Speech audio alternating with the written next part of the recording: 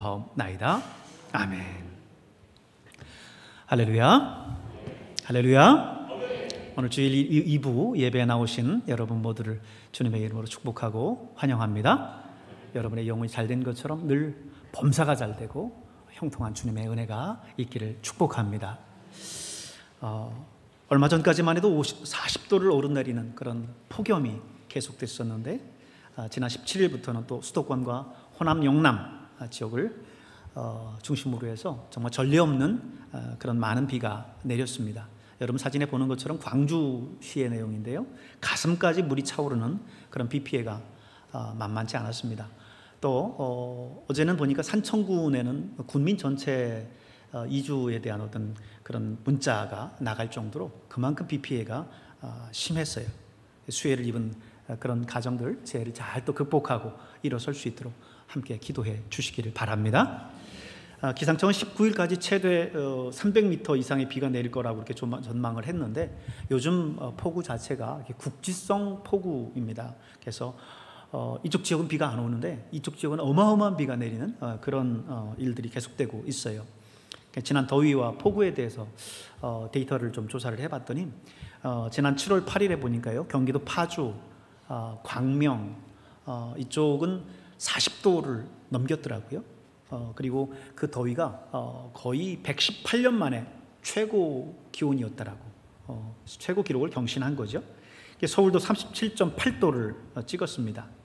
이번 폭우는 강수량이 지난 17일 광주 북구 용봉동 같은 경우 하루 내린 비의 양이 426.5mm가 됐다라고 해요.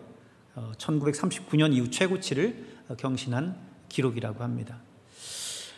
최근 이렇게 40도를 오르내리는 폭염과 그리고 전례 없는 이런 홍수는 단순한 기상 이변으로 말미암았다라기보다는 인간이 살아가면서 배출한 탄소 있죠. 그로 인한 지구 온난화 때문이라고 기상학자들은 원인을 진단을 하고 있습니다. 산업화되고 과학화되면서 인간은 평안함을 얻었어요. 하지만 그들이 만들어내는 온실가스로 인해서 지구의 평균 기온이 상승하고 폭염과 홍수의 이 강도와 빈도가 높아졌습니다. 지금 사진에서 보는 것처럼 여러분 남극의 빙하가 높고 있다 이렇게 이야기하지 않습니까? 단적인 어떤 우리 실생활에서의 예를 찾아본다면 우리는 더워서 에어컨을 켜죠. 시원함을 얻기는 얻는데 에어컨을 돌리느라고 발생되는 또 탄소가 있습니다. 그 탄소는 또 지구를 다시 데핍니다. 계속해서 이 악순환이 반복이 되는 거죠. 그래서 우리가 7, 8월에는 탄소 중립 및 에너지 전략 차원에서 조금은 불편하긴 하지만 그리고 덥기는 하지만 에어컨 온도를 친환경적으로 조절하고 저부터 간편복으로 이렇게 입고 예배를 드리고 있습니다. 조금 덥기는 하지만 기후 문제 해결을 위해서 여러분이 함께 인내하며 동참해 주시기를 바랍니다. 오늘 본문은요, 예수님의 3대 사역을 우리에게 보여주고 있습니다. 예수님께서 도시와 마을을 두루 다니시면서 뭘 했다라고 그러셨어요? 가르치셨고요, 천국 복음을 전파하셨고요, 모든 병과 약한 것을 고치셨다 이렇게 말씀하셨습니다. 오늘 35절에 있는 말씀인데 같이 한번 읽어볼까요? 예수께서 모든 도시와 마을에 두루 다니사 그들의 회당에서 가르치시며 천국 복음을 전파하시며 모든 병과 모든 약한 것을 고치시니라. 아멘. 예수님의 3대 사역입니다. 이걸 마태복음 4장에서도 동일하게 말씀하고 있어요. 4장 13절 또 같이 읽겠습니다. 예수께서 온 갈릴리에 두루 다니사 그들의 회당에서 가르치시며 천국 복음을 전파하시며 백성 중에 모든 병과 모든 약한 것을 고치시니 이렇게 말씀합니다. 다시 말해서요, preaching, 천국 복음을 전파하는 사역입니다. 그 다음에 teaching, 가르치는 사역입니다. 그리고 healing, 모든 병과 그리고 약한 것을 고치시는 사역. 이 예수님의 3대 사역이 오늘 이 말씀 속에 잘 드러나 있습니다. 저는 오늘 예수님의 이 3대 사역 가운데 세 번째 사역인 힐링, 치유 사역에 대해서 함께 말씀을 보면서 중요한 핵심들을 몇 가지 짚고 넘어가고자 합니다.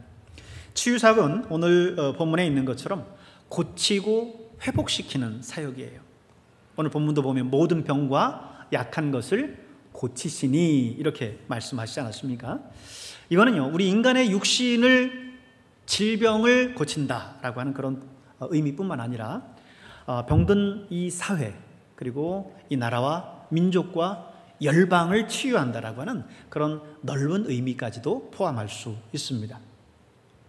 하지만 이 시간에는 우리 인간의 내적 질병, 마음의 질병에 대한 부분들을 함께 살펴보려고 해요. 사실 외적인 상처는 눈에 띄죠. 보입니다. 그렇기 때문에 알고 빨리 치료해서 나을 수 있어요. 그런데 무서운 거는 내적인 질병입니다. 우리 몸 안에 있는 질병이죠. 우리 몸 안에 자라고 있는 암과 같은 그런 질병은 우리 눈에 띄지를 않아요. 보이지 않습니다. 현대 발달한 의료 장비들을 통해서 CT나 MRI, PET 이런 검사를 통해서 그 병변을 보고 알아낼 수 있는 거지요. 옛날에는 다 그냥 시름시름 앓다 이렇게 다 죽었는데 그게 이런 암이었는지를 몰랐을 뿐이죠. 근데 오늘날의 장비로 그것을 보는 겁니다. 그래서 일찍 조기에 발견해서 치료하면 훨씬 더 우리의 수명을 늘릴 수 있어요. 그런데 우리 마음속 깊은 곳에 어떤 상처, 내적인 상처와 그런 질병들, 영적인 것들, 이런 것들은 아무리 발달한 지금 현대의학의 장비들을 가지고 검사한다 하더라도 발견할 수가 없는 거죠. 그렇기 때문에 더 위험한 질병입니다. 그러기에 더 주님의 손길과 치유가 필요한 거예요. 우리가 흔히 성경에서 치유, 신유를 이야기할 때는요, 신유는 단순히 힐링을 이야기하는 게 아니라 디바인 힐링입니다. 디바인이라는 것은 신적인 하나님의 이런 뜻이에요. 그래서 치유가 단순한 치료가 아닌 하나님의 손길과 섭리를 통해서 이루어지는 치유, 디바인 힐링, 신유라고 하는 거예요. 오늘 우리의 육신 가운데도 또 우리의 마음의 질병 가운데도 그리고 이 사회와 이 나라와 이 민족과 열방 가운데도 하나님의 이 치유의 손길이 임하기를 축원합니다. 오늘 저는 먼저 우리 안에 있는 내적 상처에 대한 부분들을 한번 주목하길 원해요. 사람들은, 특별히 현대인들은 과학 문명 시대를 살아가고 있긴 하지만 우리 안에 내재되어져 있는 이런 상처들은 더 깊고 더 심각합니다. 여러분, 제가 고슴도치에 대한 예화들을 전에도 드린 적이 있었는데, 고슴도치는 등에 약 5,000개의 가시가 솟아 있다라고 합니다. 그래서 서로 만나면 원치 않든 간에 서로 찌르고 찔릴 수밖에 없어요. 사실 이 고슴도치의 이 가시는 천적으로부터 자신을 보호하기 위한 그런 수단인데, 그래도 같은 개체끼리 같이 좁은 공간에서 살아가다 보면 이것이 본인이 원치 않다 할지라도 찌르고 찔릴 수밖에 없다는 거죠. 그도 그럴 것이 저렇게 밤송이처럼 이렇게 나 있는데 같이 있으면서 어떻게든 또 찌르고 찔리지 않겠습니까? 도람노 아버지 학교의 국제운동본부장이었었던 그 김성묵 장로님이요, 우리가 살아가면서 함께 살아가는 부부의 관계를 이 고슴도치에 비유를 했어요. 왜냐하면 우리 부부는 서로 다른 인격체가 만나서 함께 살아가지 않습니까? 근데 그렇게 살아가다 보면 서로 원하든 원치 않든 서로에게 사랑도 줄 뿐만 아니라 상처도 주고 받는다는 거죠. 여러분, 지금 여러분 결혼해서 함께 살아왔고 평생을 같이 살아왔지만 여러분 늘 사랑만 주고받은 분이 있습니까? 사랑뿐만 아니라 그렇게 가까운데도 불구하고 상처를 주고 받으면서 지금까지 살아왔습니다.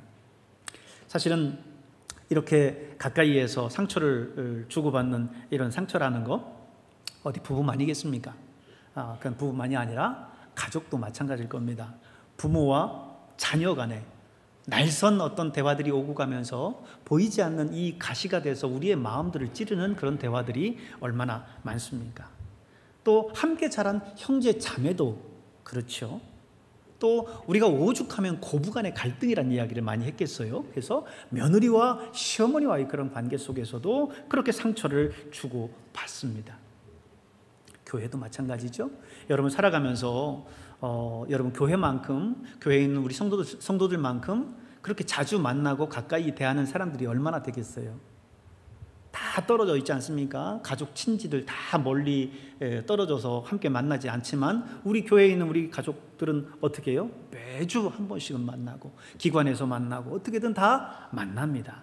그렇게 가까이 있다 보니까 그러다 보니까 서로의 말 가운데 가시도 친 말이 생기기도 하고 그것 때문에 서로에게 상처를 주고 받는 거예요.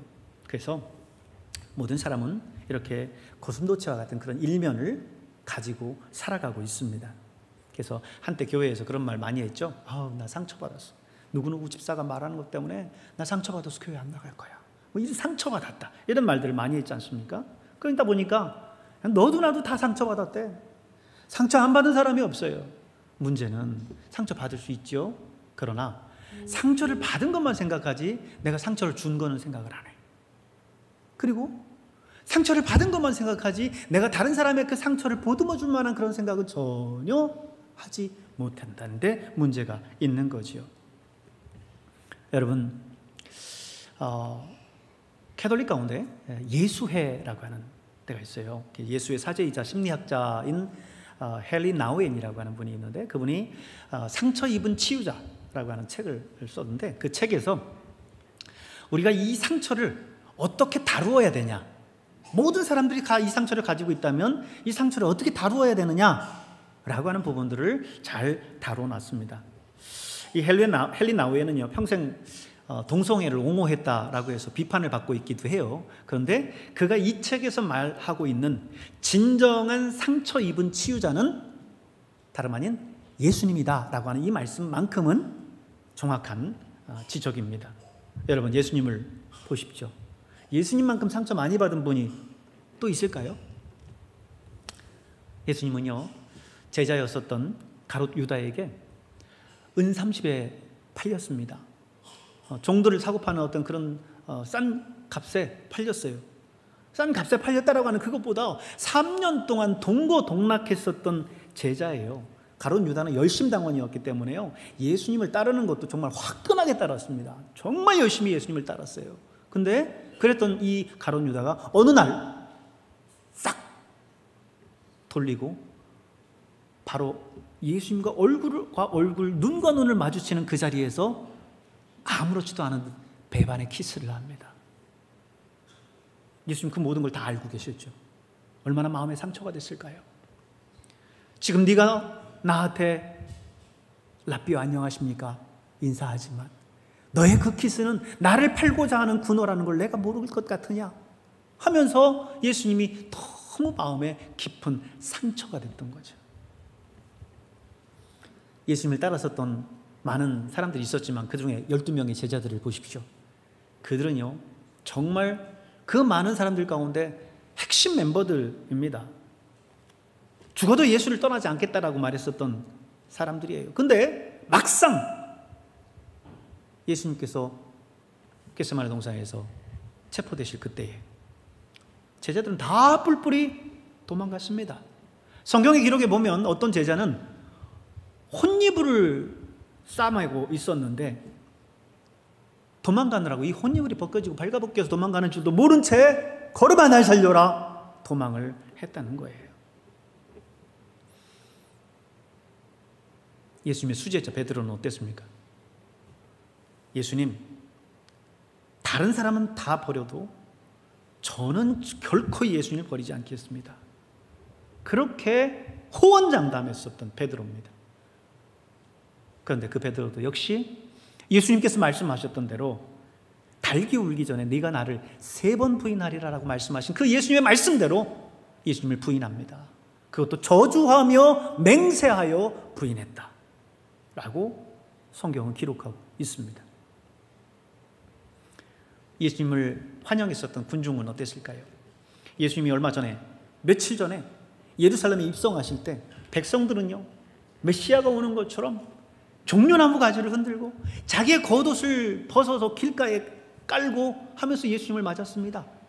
승전한 왕을 영접할 때 하는 행위예요. 그만큼 예수님을 왕처럼 모시고 영접했었던 그들이었습니다. 근데 그들의 그런 모습은 온데간데 없고 예수를 십자가에 못 박으라고, 저 예수를 십자가에 못 박으라고 외치고 있어요. 고문 속에, 채찍 속에 지칠 대로 지쳐있는 예수님이 그 무거운 십자가를 지고 골고다를 향해서 가시면서 넘어지고 쓰러지고 할 그때에 그를 향해 조롱하고 침뱉고 모욕한 사람들이 바로 며칠 전 예수님을 그렇게 환호하며 맞이했었던 군중들이었습니다. 예수님이 얼마나 마음이 아팠을까요? 얼마나 상처받았을까요? 오늘 저와 여러분이 세상 살아가면서 지금까지 여러분 인생 어떤 분 70년, 80년 넘게 살아오시면서 뭐 별의별 일 다 안 겪었겠습니까? 별의별 모욕 다 겪으며 살아가지 않았겠습니까? 근데 정말 그런 가운데 이런 예수님처럼 이런 모욕을 받으면서 이런 상처를 받으면서 살아온 분 있습니까? 아마 많지 않을 거예요. 하지만 예수님은 이 상처 속에서 묻혀있지 않으셨습니다.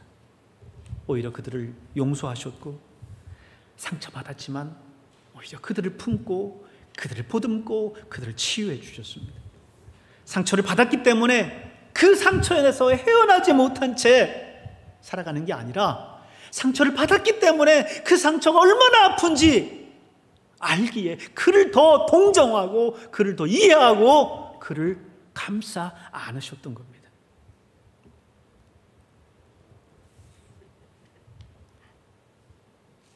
엘리자베스 퀴블러-로스라고 하는 20세기의 최고의 정신의학자면서 호스피스 운동의 선구자인 분이 있어요. 그분은 슈리 대학에서 정신의학을 공부했고요. 그 다음에 뉴욕, 콜로라도 그리고 시카고에서 병원에서 죽음을 앞둔 그 환자들에게 정신과 진료 그리고 상담 등을 맡았습니다. 그녀는 의사가 돼서 병원에 근무하는 동안 의료진들이 환자의 심박수, 심전도, 폐기능, 그런 숫자와 그래프 이런 거에만 관심을 갖지 이 환자를 한 인격체인 인간으로 대하지 않는다라고 하는 거에 충격을 받았어요. 그래서 그때부터 의사와 간호사들을 불러놓고 죽음을 앞둔 환자들의 그 마음을 이야기해 주기 시작했습니다. 그들의 마음이 어떨까라고 하는 그 마음을 먼저 보라고 이야기하기 시작했습니다. 그래서 우리에게 익숙한 용어 호스피스 운동을 하게 된 거예요. 여러분, 이 호스피스라고 하는 말은요, 호스피털이라는 말과 피스라고 하는 말의 합성어입니다. 다시 말해서 죽음을 앞둔 환자들이 평안하게 죽음을 맞이할 수 있도록 돕는 거예요. 우리 백암에도 보면 뭐가 있죠? 샘물의 집이 있죠. 샘물의 집. 말기 암 환자들이 그곳에서 그들의 죽음을 평안하게 맞이할 수 있도록 돕는 그런 기관이지 않습니까?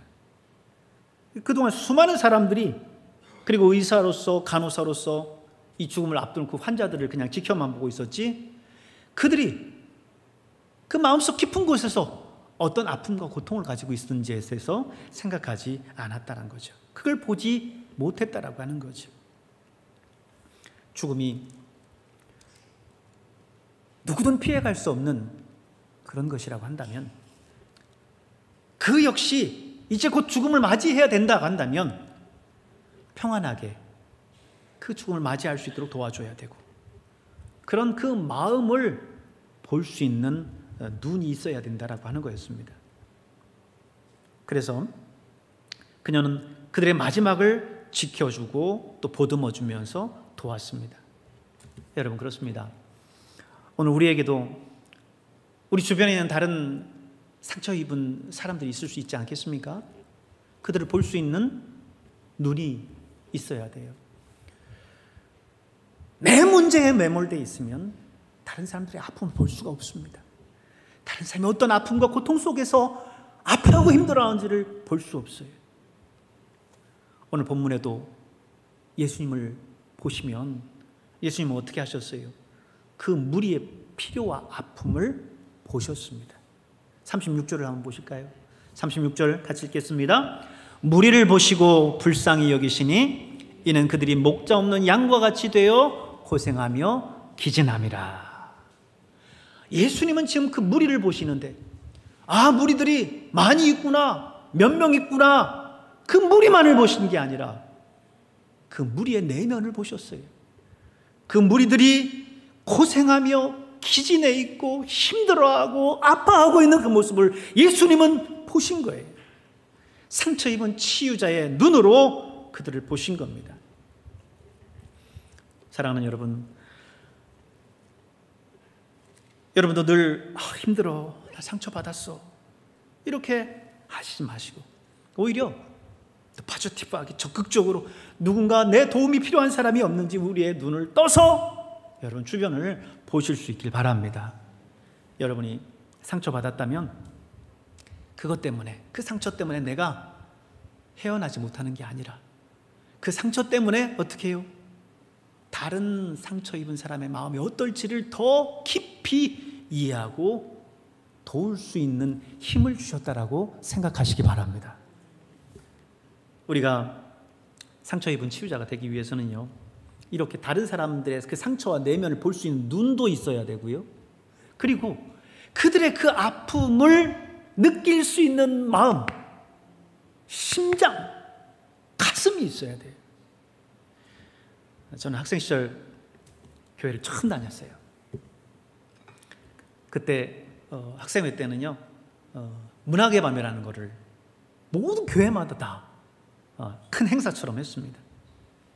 근데 그 문학의 밤 할 때는 뭐 합창 있고 중창 있고 성극 있고 꽁트 있고 간증 있고 뭐 여러 가지가 있었어요. 근데 그 중에 단연 인기를 끄는 게 성극이었습니다.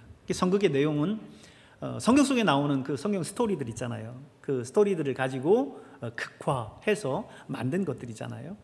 근데 그 성극의 내용 중에 가장 많이 등장하는 주제가 뭐였냐? 스토리가 뭐였느냐? 선한 사마리아인 주제였어요. 어떤 한 사람이 여리고로 내려가다가 강도를 만났습니다. 그래서 있는 것 없는 것 다 뺏기고 물씬 맞은 채 거의 죽은 채로 길가에 누워 있었어요. 바로 그때 제사장이 지나갔고요, 또 레위인이 지나갔고요, 또 사마리아인이 지나갔습니다. 제사장도 지나가다가 그를 봤습니다. 그런데 그냥 지나쳤습니다. 레위인도 그를 봤지만 그냥 지나쳤습니다. 그를 보고 그의 고통을 바라보는 마음이 없었던 거죠. 가슴이 없었던 겁니다. 그런데 사마리아인, 당시 유대인들에게 정말 천민처럼 취급받던 그 사마리아인은 지나가다 그를 보고 어떻게 해요? 불쌍히 여겨 그랬습니다. 그를 불쌍히 여기고 그를 데려다가 치료해주고 주막 주인에게 돌봐달라고 부탁하고 돈이 들면 자기가 돌아올 때 그 돈 갚아줄 테니까 이 사람 잘 좀 돌봐달라고 부탁까지 합니다. 여러분, 그렇습니다. 다른 사람을 치유하려면, 참된 치유자가 되려면 그의 고통을 함께 할 수 있는 마음이 있어야 돼요. 가슴이 있어야 돼요. 오늘 예수님을 보십시오. 예수님도 무리를 보시고 뭐라고 했어요? 불쌍히 여기시니 그랬어요. 불쌍히 여기시니. 이 불쌍히 여긴다라고 하는 이 말이 뭐냐면요, compassion입니다. compassion. 이 compassion이라고 하는 이 영어는 어디에서 나오냐면 라틴어에서 보통 다들 영어는 유래하지 않습니까?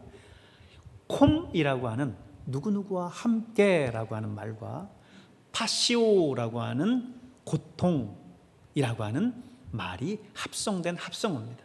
그래서 이 compassion이라고 하는 말은요, 고통을 함께한다는 뜻이에요. 고통을 함께한다. 오늘 예수님이 보시고 불쌍히 여기셨다라고 하는 말은 그들의 아픔을 같이 하셨다라고 하는 거예요. 그들의 고생하며 기진하는 마음을 같이 했다라고 하는 말입니다. 여러분, 이 마음이 바로 참된 치유자가 가져야 되는 마음이에요. 현대 사회를 보면 참 각박해요. 요즘 주거 공간들이 대부분 이제 아파트 구조로 바뀌지 않습니까? 그러다 보니까 사실 바로 앞집인데 앞집에 누가 사는지도 잘 몰라요. 무슨 일이 일어났는지도 모릅니다. 그러다 보니까 그런 생활들이 익숙해지다 보니까 같은 직장 안에서 생활하고 같은 학교를 다녀도 내 옆에 있는 학생이, 내 옆에 일하는 직원이 어떤 아픔이 있고 어떤 집안의 슬픔이 있고 한지 관심도 없습니다. 그런 사회를 살아요. 여러분, 요즘 소셜 네트워크라고 해서 보면 페이스북이나 뭐 이런 SNS들이 많잖아요. 거기에 보면 수많은 친구들이 있어요. 몇백 명, 몇천 명 되는 사람들도 있습니다. 근데 정작 내 마음 깊은 곳을, 오늘의 내 아픔과 슬픔을 가슴 열어제치고 이야기할 수 있는 친구가 몇이 될까요? 어쩌면 그것이 더 갈급하기에 더 많은 친구들을 찾고 있는 것 아닐까요? 그러나 군중 속의 고독이라고 홍수처럼 많은 이 사람들, 이 관계 속에서 정작 내 마음을 내놓을 수 있는 사람은 한 명도 없더라는 거죠. 초등학교, 중학교, 고등학교, 그때는 참 친구가 중요해요. 그때는 그래도 몇몇 친구라도 마음을 나눌 수 있는 친구가 있어요. 몇 년 살지 않았는데도 불구하고 그래도 친구가 있다고 생각했어요. 학교 졸업하고 대학 나오고 직장 다니고 벌써 직장을 다 퇴직하고 수십 년을 살았는데, 그러면서 수많은 사람들이 내 곁에 있고 지나갔고 나하고 관계된 사람들이 그리 많은데, 오늘 나의 아픔을, 오늘 내 슬픔을 같이 할 수 있는 진정한 친구는 여러분 어디 있습니까? 누구입니까?